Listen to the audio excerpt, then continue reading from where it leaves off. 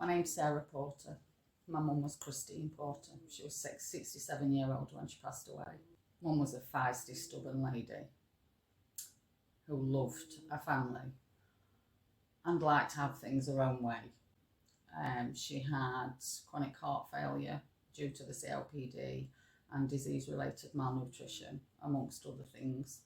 It wasn't expected on the day that she passed that she would die. I'd had to phone the ambulance for Mum that morning, and she'd had a paramedic that had met Mum before.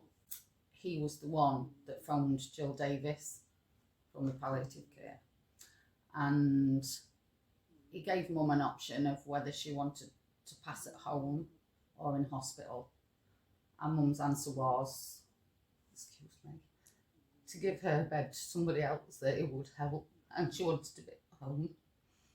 Probably an hour or so later, Jill and Hannah Broderick, they came, and I don't know how to explain, but for the few hours that they were there, they took a huge pressure. From the first set of meds that Mum had had, she closed her eyes, she never opened them again, and she never spoke, but she was in no pain.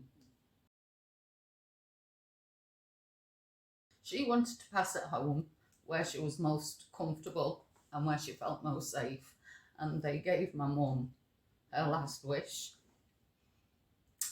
and I'm indebted to them. We were able to laugh, cry, hold Mum's hand, and know my mum knew,